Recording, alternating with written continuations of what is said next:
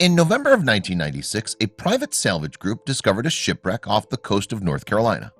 The wreck was found by a team of divers in about 28 feet of water. It was identified as an early 18th century vessel.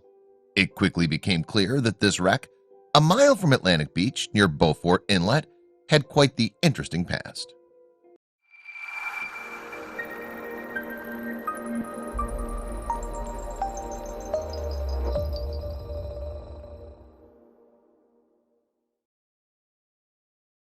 When the divers first came across the wreck, it looked more like a scrapyard than a shipwreck. When the sailing vessel was discovered by Intersal Inc. of Palm Bay, Florida, they'd found a pile of tangled cannons and anchors. However, that wasn't all that they'd found. Divers found more than just that, however. The unromantically named North Carolina Shipwreck Site 31 CR 314 was a treasure trove of artifacts. Among these was the barrel of a blunderbuss that dated back to 1690 or 1710.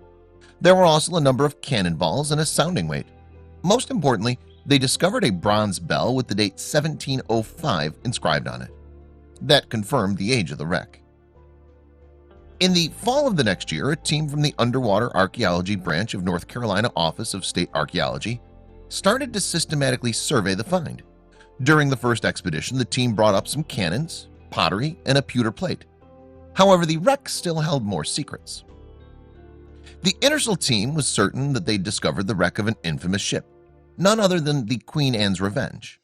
This famous ship was the flagship for the fearsome and infamous pirate Blackbeard.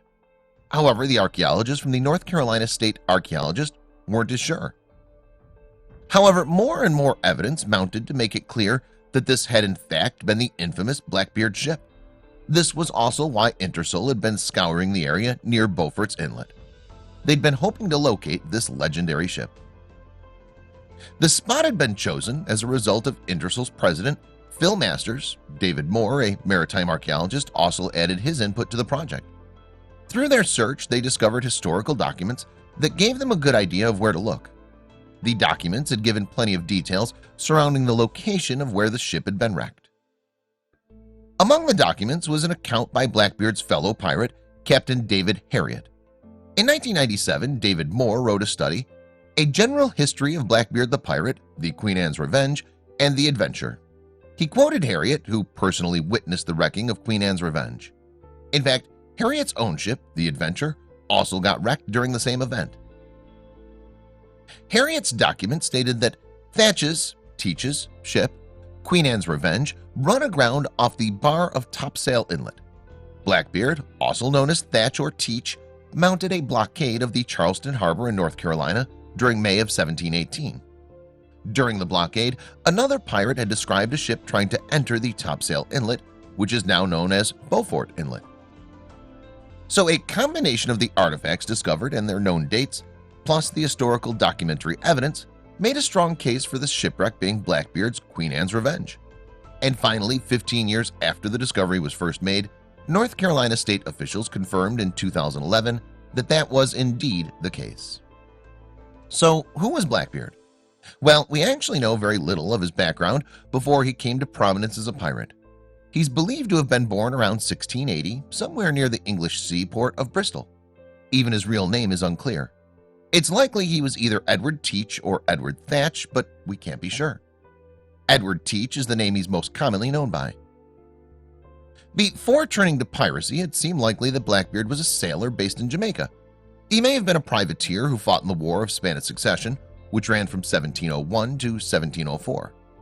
In 1716, he probably started his buccaneering career as a crew member with the infamous corsair Captain Benjamin Hornigold. By 1717, Hornigold and Teach were each captaining a single-masted sailing vessel. The duo cruised the waters around the island of New Providence in the Bahamas, harrying Caribbean merchant vessels. They variously plundered 100 barrels of wine and 120 barrels of flour from vessels they intercepted. A cargo of Madeira wine was among their booty. On November 28, 1717, having previously parted company with Hornigold, Teach came across a French slave ship, La Concorde de Nantes, near the Caribbean island of Martinique. At 200 tons, this vessel was a much grander affair than the small sloops Teach had been sailing. The Concord had made 2 trips transporting slaves to the Caribbean, one in 1713 and the second in 1715. Her 3rd voyage in 1717 would be her last as a slaver. It was on this trip that Teach, or Blackbeard as we call him now, came across Concord and engaged her in battle.